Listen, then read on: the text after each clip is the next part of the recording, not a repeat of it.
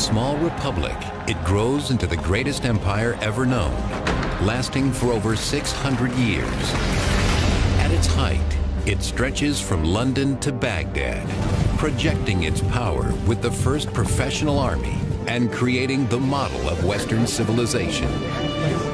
And yet, when the empire begins to falter, it collapses with shocking speed. It takes only 100 years for the imperial edifice of Rome to vanish like smoke, swept away by the barbarian invasions. How did it happen?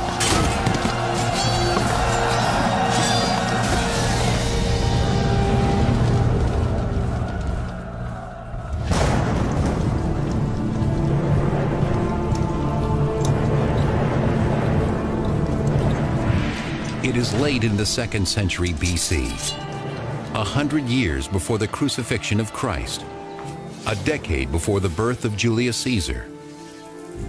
Rome is facing a transition, one that will change its fundamental character forever. It comes at a time of conquest. Rome has come off 150 years of really successful foreign expansion. They've defeated Carthage, their great enemy across the Mediterranean Sea in Africa, and they've begun to expand to the north, and they've made big conquests that are hard to keep in Spain. But even as the Romans are carving out their place in the world through brutal conquest, the Republic faces a cataclysmic event that will eventually force the Romans to abandon the rule of the Senate for the absolute dictatorship of an emperor. It begins with the First Barbarian War. By 113 BC, Rome has become master of the entire Mediterranean basin, but with new lands come new enemies. The Romans know that there are more people farther away, especially to the north, and that these people are, if anything, even more formidable than the armies they've defeated before, and they're worried about those people coming into Italy. Beyond the borders of Roman civilization, the soldiers face an unfamiliar breed of warrior. They call them barbarians, a word meaning foreign and crude. Anybody that didn't follow classical customs, speak classical languages, Latin or Greek, was considered to be very different, other, barbarian. And Rome simply regarded them as much less capable, much less civilized than themselves. Only the rugged Alpine mountain range keeps the northern barbarians at bay. The Alps mountain chain at the top of Italy is like the cork in the bottle that keeps the bad guys away from the Roman point of view, and the Romans don't control that cork. And so they know that it could pop out at any time and the enemy could come pouring into Italy, or at least that's their fear.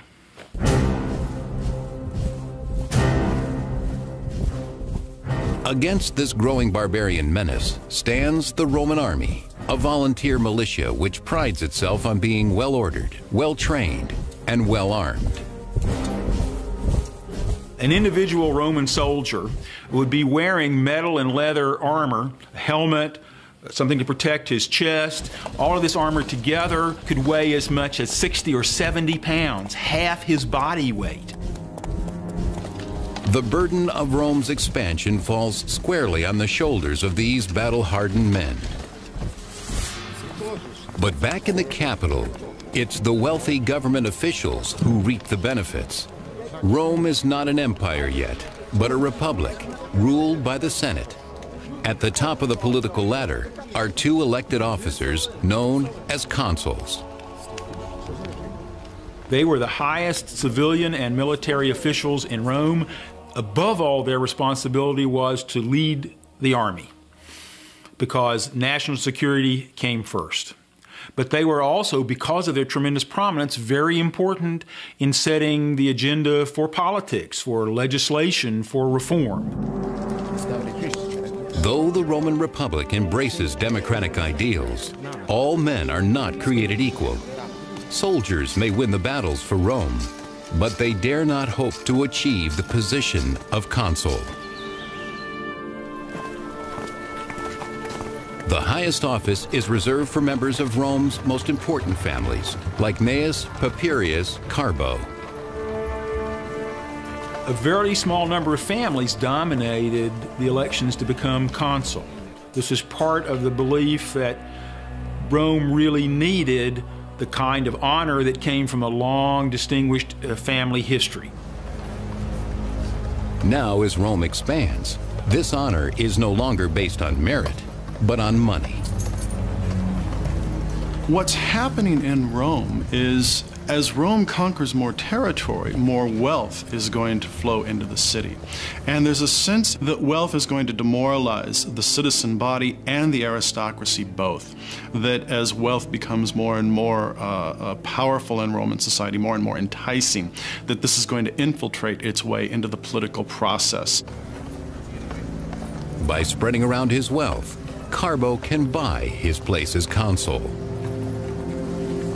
In terms of campaigning, one of the things that you'll find as you go on later in the Republic is the system becomes extremely corrupt. You have people bestowing all sorts of largesse, any sort of little kind of gifts or remuneration in order to get your vote. But in the north, a dangerous new tribe, the Cimbri, is on the move. From their home in northern Europe, they journey south toward Roman territory. Completely uncivilized, the Cimbri radiate terror, according to the famous ancient biographer Plutarch. They were believed to be German tribes based on their great size, the light blue color of their eyes, and the fact that their name, Cimbri, is the German nickname for plunderers. Led by the great warlord Boiorix, the horde leaves a smoking trail of destruction in its wake. They were characteristic Iron Age peoples. We don't really know exactly what it is they were after. They may have been moving in order to attack and invade provinces that were becoming wealthy through trade with Rome. They may have simply been coming to seek their fortunes in what they perceived as a richer land near the Mediterranean. The Cimbri aren't the only ones lured by Rome's growing wealth. On the way south, two more barbarian tribes join them, the Teutones and Ambrones.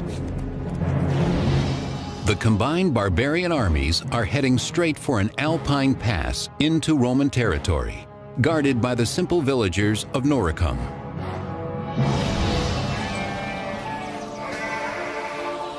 Though Noricum is not a Roman territory, its proximity to the Roman border ties its people closely to the Republic.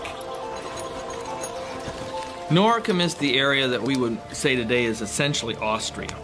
The people who live there are the Norici, and therefore the territory is named after them. The people there, the Norici, controlled the Alpine passes.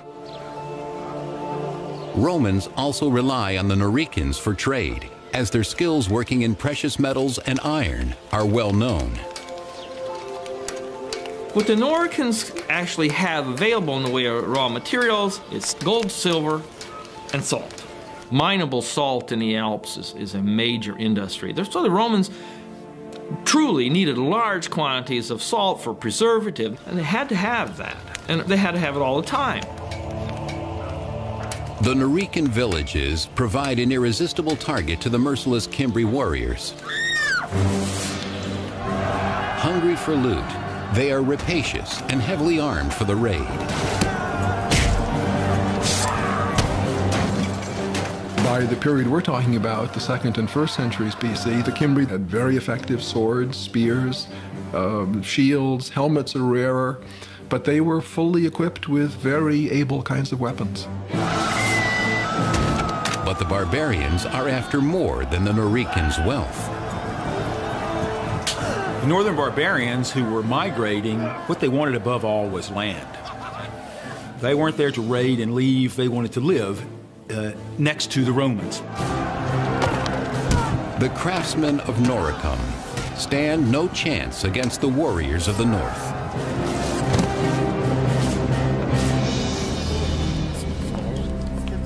The Noricans send an emissary to their allies in the Roman Senate, begging for help against the vicious Cimbri invaders. They seek out the aristocrat Carbo, whose politicking has finally paid off. He now holds the post of consul, the most prestigious office in Rome. Carbo orders his aide to begin preparations for war. He has just 1 year to win the glory and riches that come from battle. We're talking about needing to show the qualities of leadership through a display of manliness.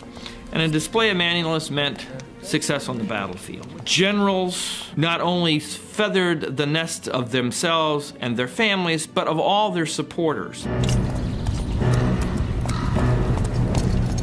Carbo takes the challenge, leading his troops to Noricum. Despite an utter lack of experience in the ways of war, he is eager to prove that he is more than just a wealthy senator. He arrives in Noricum, backed by the men of the Roman army. After a century of victories, they exude confidence. The Cimbri claimed they didn't know that they were in territory that they shouldn't have been in. They sent ambassadors. The barbarians have never seen such a well-equipped and disciplined force. The warlord Boyrix tells Carbo his people only wish to return home peacefully. Carbo agrees to let them go. But there is little glory in a truce. The Roman general devises a plan to force the victory he so badly needs. Carbo pretended that he was going to negotiate, and then he sent his troops on a shortcut to attack the Cimbri before the ambassadors could get back, thinking that his sneak attack would work. Carbo's plan backfires. The Roman commander Carbo outfoxed this group called the Cimbri, but he did it in a way that smelled of disgrace. A few of the Cimbrian ambassadors survived to carry a tale of treachery back to the barbarian camp. Furious, the barbarians swear they will never leave until they exact bloody revenge. Classical biographer Plutarch. Their courage and daring were irresistible. They rushed into battle with the speed of a raging fire. Nothing could stand up to them.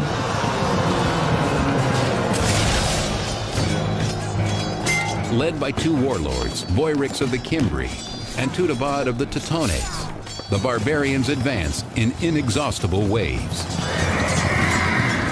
The archaeology tells us that they had very good weapons, not inferior to Romans.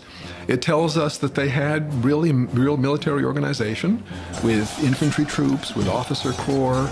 So we can tell quite a bit. Certainly we can tell much more than the Romans seemed to understand until it was too late. Consul Carbo suddenly finds himself far from the comfort and privilege of Roman politics. Here, the language of power is spoken in steel and blood. As consul, chief war magistrate, he fails miserably. Because the chief war magistrate is only out there for a year, it's very frequently amateur hour out there on the field of battle. So you end up with very frequently inept leadership in a very important position, and on occasion results in disaster for the Romans. The battle for Noricum is such a disaster. The Romans were in the end saved from being pushed over the cliff into the hell of utter destruction only by a giant storm, lightning, thunder, and rain. Knocked from his horse, Carbo struggles to flee from the deadly chaos. He escapes the battle only to commit suicide, for he has disgraced himself and Rome in the eyes of the gods. God saved the Romans, but only just, and only after many, many had been killed. What did that mean? It meant the gods were unhappy at the way the Romans behaved. And yet the Romans cling to the notion that only the aristocrats can lead them to victory. The Romans believed that old meant good, new meant dangerous. So they, for their politicians and their leaders, they preferred people with a long, distinguished family history. Over the next decade, a string of nobles, all armed with more arrogance than skill, lead armies north to protect Rome's province in Gaul. They meet the barbarians at Tolosa, Bertigala, and finally Arrosio, present-day Toulouse, Bordeaux, and Orange, France. In each instance, the barbarians completely rout Rome's heralded legions. The Romans had their particular formal ways of fighting. If we think of the beginning of the film Gladiator, that's a perfect representation of how Rome liked to fight. Take hours to set up everything in the battle order and then launch the attack. In contrast, the barbarians' counterattack is unpredictable and devastating to the Roman lines. You have these lines of men, and if the person next to you goes down, the person behind will step into that gap. And death would be much, much more intimate.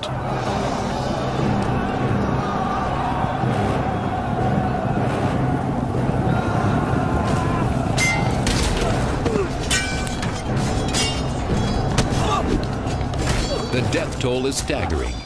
At Arrosio alone, 80,000 Romans are massacred in a single afternoon. When an army lost its cohesiveness, then the men were literally like fish in a barrel to be picked off at leisure by the other side. So when a side has been defeated, then the victors, they just slaughter them one by one, with no danger to the people doing the slaughtering. It's not a battle anymore, it's a mass execution.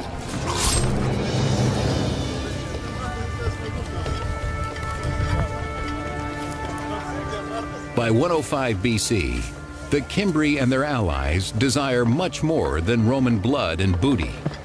Some members of the clan want to set down roots.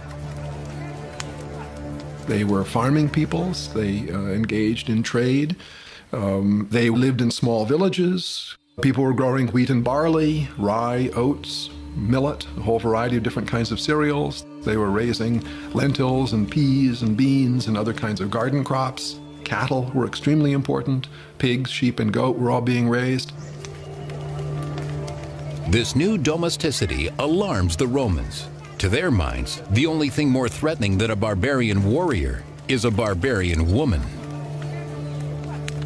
The presence of women is a standard Roman way of communicating that this is an invasion for settlement. In other words, this is a group that's coming in to significantly alter the way we live, to threaten our basic values.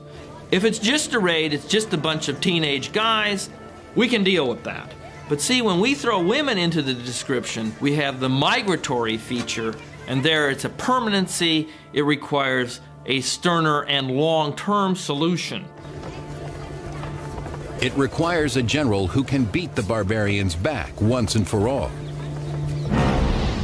The hero Rome so desperately needs emerges on another hotly contested borderland, nearly 1,000 miles away, in Numidia, part of present-day Algeria.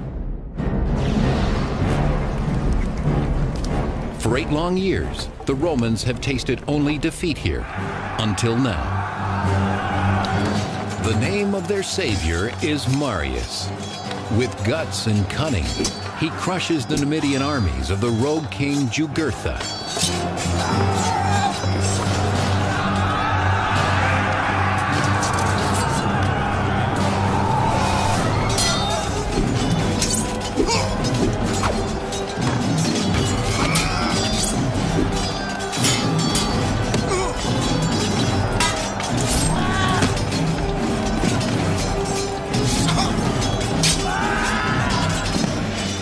Rome needed great soldiers, and Marius was the greatest Rome had yet seen. both because he was a great commander. Marius could pick the right time and the right place for a battle, but also because he won his soldiers' loyalty and affection by getting down and digging ditches with them, by eating the same rough food, by being in better shape than even they were, and they were the best conditioned soldiers in the world. He comes by his common touch naturally, for Marius is no aristocrat. Still, he speaks of his humble background with pride. I cannot point to my ancestors, but I can show medals and other military honors, to say nothing of the scars on my body, all of them in front. These are my title of nobility. Now, as the northern barbarians close in, the Romans turn to Marius, their last and best hope. He's a proven military commander, and you don't want to fool around when you have Teutones and Cimbri who have defeated army after army. You really want to take care of the problem urgently, and so you want to send a capable leader out on the field. But even the great Marius cannot lead without men to follow him. Devastated by a decade of war, Rome faces critical troop shortages. If you have as many men lost to the German tribes in 113 and 109 and 107 and 106 and 105, as the Romans did, that's going to traumatize Roman society pretty severely. Despite a vigorous recruitment campaign, Marius cannot find enough qualified men, landholders who are willing to serve. To be in the Roman army in the High Republic, you had to have a property qualification. You had to be a person of means, and this causes some problems for the Roman army because there's a problem with manpower. Marius's solution is as simple as it is radical. He sends his recruiters out to seek soldiers among the landless poor. You don't have to be a property holder to be a Roman citizen, so why should you have to be a property owner to be a legionnaire? Many people wish to be soldiers. It's a good job, and it's probably an exciting job. Opportunities for booty, wine, women, and song, chance to see the world at government expense, etc. The same things that we see on our recruitment posters.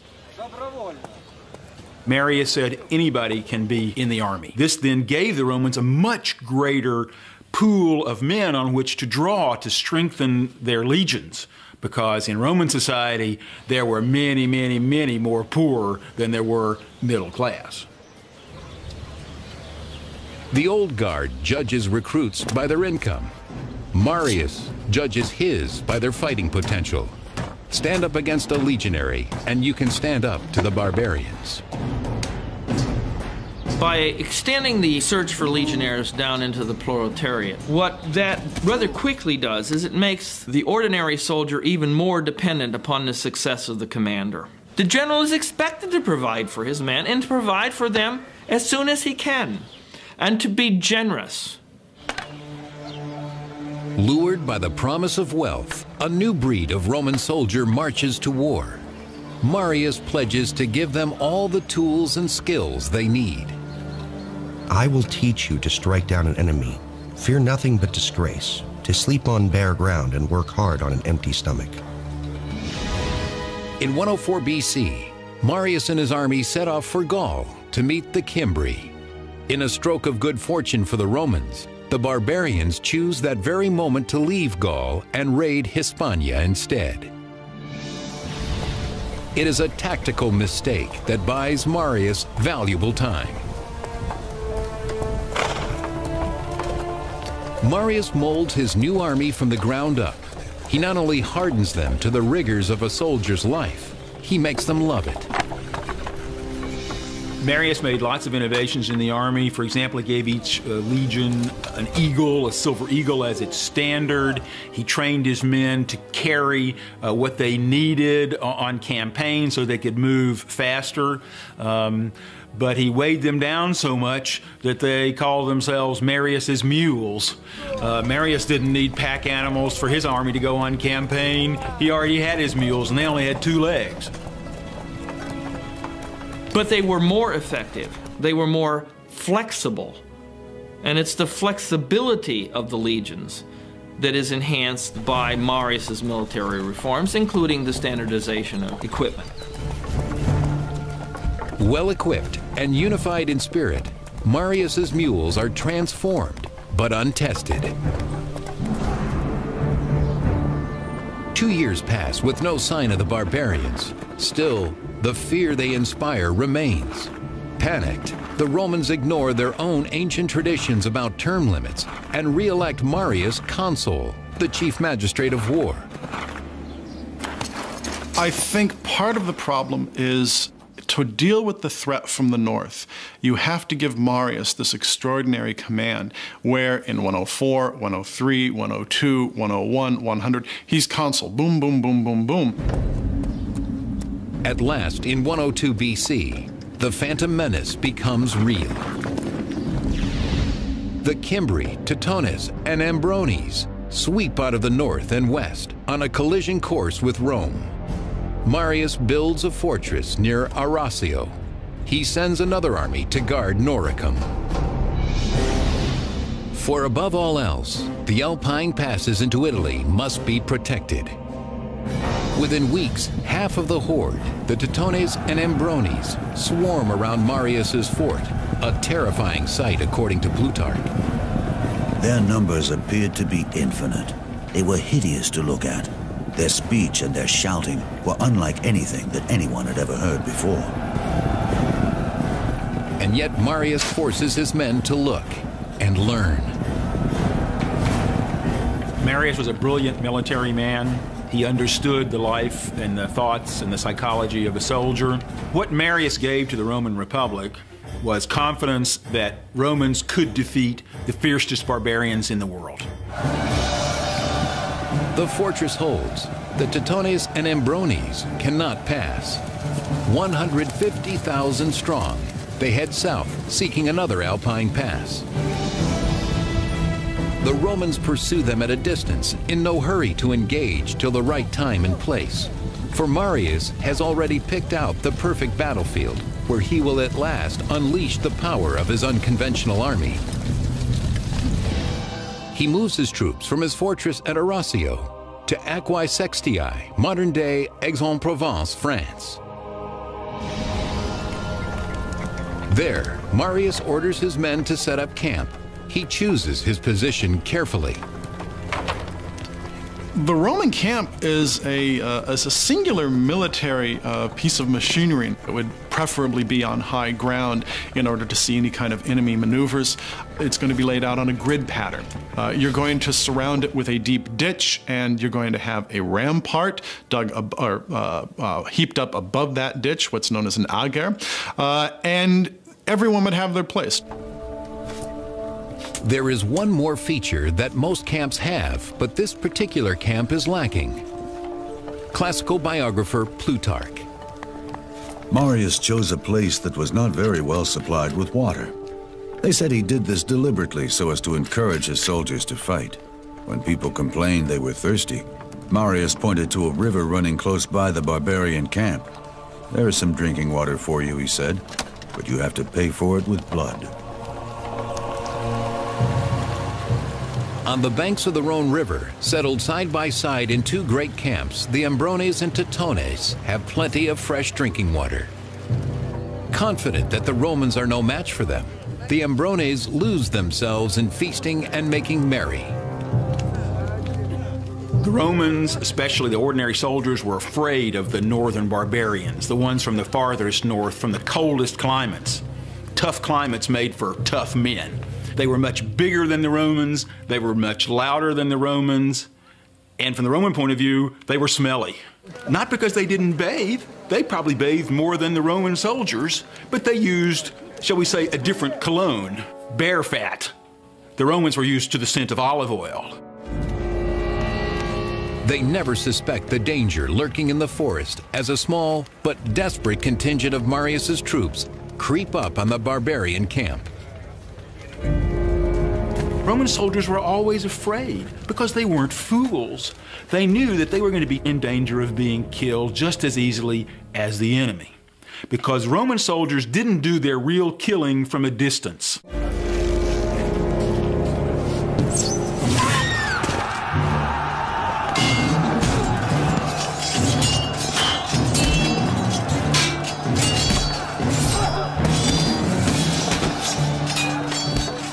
Marius's mules throw themselves into the skirmish, but the barbarians swiftly rally in overwhelming numbers. Just as defeat closes in on the Romans, Marius orders reinforcements into the fray.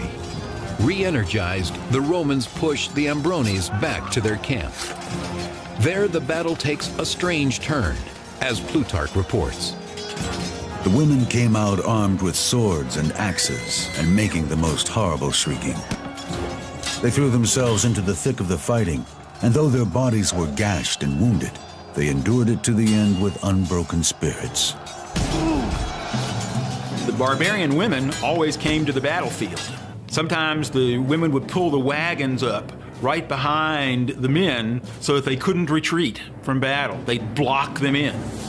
The women were so aware of their sense of honor and liberty that they thought death was better than retreat.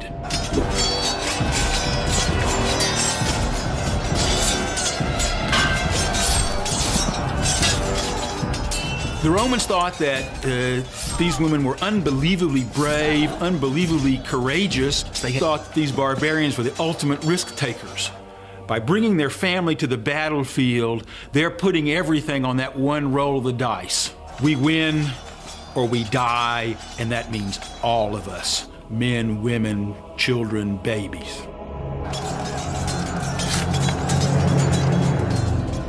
But the Romans also have something to protect: their honor and homeland. With the skills that Marius has taught them, they earned their first victory over the German invaders in more than a decade.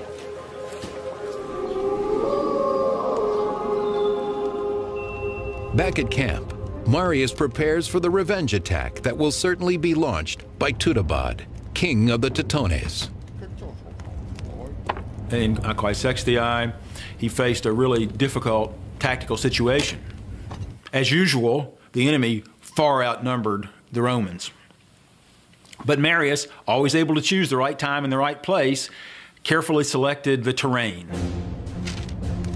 He lays a trap with his trusted captain, Claudius Marcellus. Marius sends Marcellus with 3,000 men into the woods behind the Teutones camp. He instructs them to lay low until the fighting begins. The barbarians, spoiling for vengeance, charge up the hill to the Roman camp, just as Marius has planned. They meet a wall of swords, according to Plutarch. Marius himself fought in the front rank, putting into practice the orders he'd given his soldiers. For he was in as good training as anyone, and in daring, he far surpassed them all. This battle was a real test of Marius's philosophy in creating his mules that were strong enough to stand up with all of their armor and to stay in position and to hold their discipline even when the enemy was yelling and charging with a fantastic fierceness. And then in full armor rush them with their swords so that they could be like a flying wedge coming downhill and smashing the enemy. As Marius and his men force the barbarians back, Marcellus and his cohorts burst from the woods. Together they snuff out any hope of retreat for King Teutobod and his warriors. The body count defies imagination. The Romans slaughter more than 100,000 Teutones. The rest they take as slaves, spoils of war that will make Marius's mules and all of his supporters rich. His patronage is not just to the soldiers. He is very generous to all Romans of all ranks. Marius, by monopolizing power at the very top, in reality becomes the patron of even members of the senatorial class. Swept up by the barbarian fever, the Romans once again elect Marius to Rome's most important office. He will serve as consul for an unprecedented 5th term. There was such an immense fear that the barbarians would come pouring in through the gateway of the Alps, which the Romans didn't control, and lay waste to Italy and sack Rome. Politics has to take the hindmost. For Rome is not out of danger. Marius has only crushed half of the barbarian horde. The Cimbri, the most fearsome barbarians of all, are still on the loose.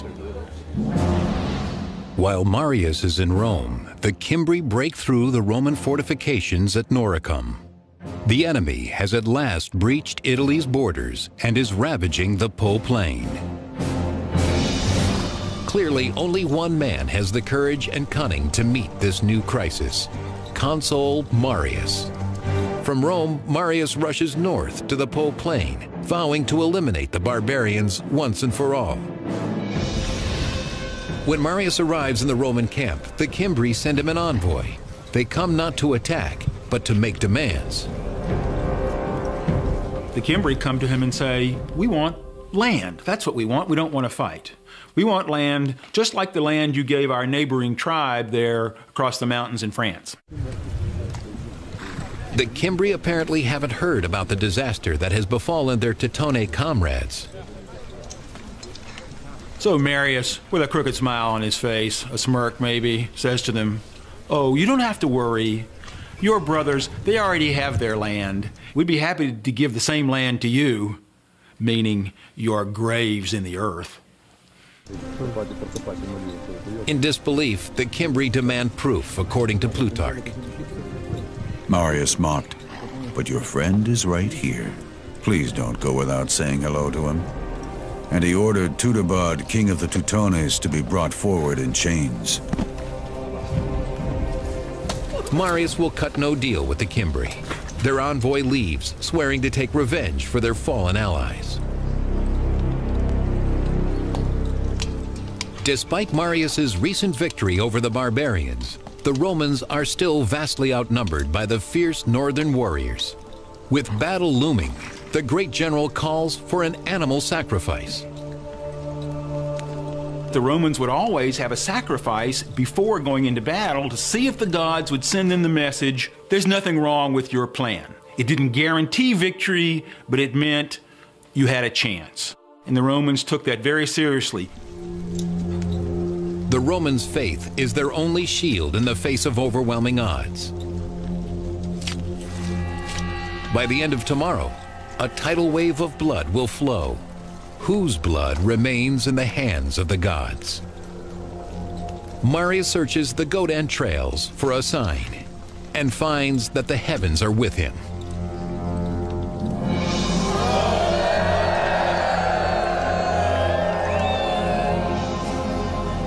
In 101 BC, all Rome holds its breath as two mortal enemies meet outside the hamlet of Vercelli, Italy. 15,000 strong, the Cimbri cavalry rides onto the field of battle. Right behind them come the fearsome infantry, like a cloud of locusts on the move. As the Roman line is set, Marius makes a final appeal to the gods. Classical biographer Plutarch. Marius washed his hands and, lifting them up to heaven, vowed to make a sacrifice of 100 beasts should victory be his. Altogether, the Romans number a little more than 50,000 men. They face at least twice as many Cimbri. It's the Romans' worst nightmare, but Marius outsmarts the enemy. He gets his troops in position first, so that the sun will rise behind the Roman soldiers. When the sun gets to its full power, it reflects off the Romans' shiny armor, and the barbarians think that the sky is on fire, like the gods have sent lightning bolts to help their enemies. Sensing the Cimbri's sudden anxiety, the Romans attack.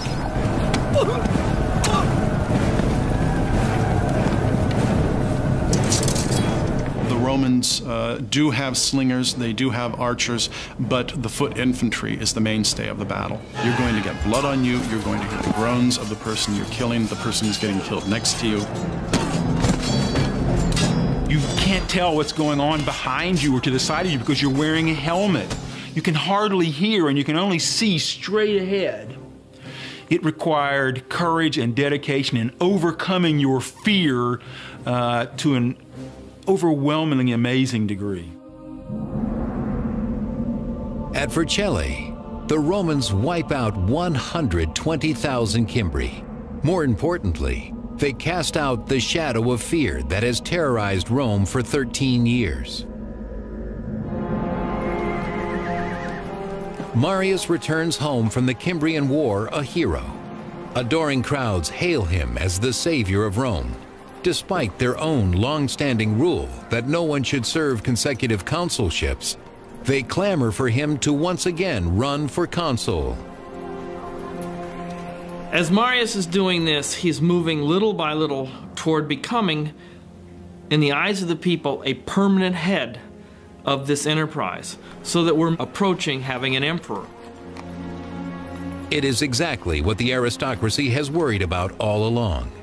Now that the barbarian danger has passed, many nobles are openly hostile to Marius. To stay in power, Marius must find support elsewhere. He seeks out corrupt politicians whose tools include bribery and murder. As a politician, Marius was not good at choosing who should be his allies. The battlefield of politics was one in which Marius was not decisive and wasn't insightful the way he was on the battlefield of javelins and swords. Jealous of other rising military stars, Marius orders the assassination of many of his rivals. Under Marius's leadership, violence, not debate, becomes the currency used to settle political differences. He has saved Rome, only to cut out the heart of the Republic. Yet Marius never loses the love of the people. In 86 BC, shortly before his death, they elect him to an extraordinary 7th consulship. He left a legacy of power in the hands of the military. He left a legacy of popular support for one man in power. It's a hinge event because the balance of power will shift. Instead of 10 or 20 ruling families controlling the consulship, you'll start to have just these grand warlords. The power of money, the power of having all of those men behind their back, whether through actually in the form of giving them political support or actually using it as a potential threat to go against their political enemies. It's going to really be a problem for the Roman government down the road. As the empire starts a long, slow slide into dictatorship, Rome is launched into an apocalypse of political injustice and endless war from which there is no return.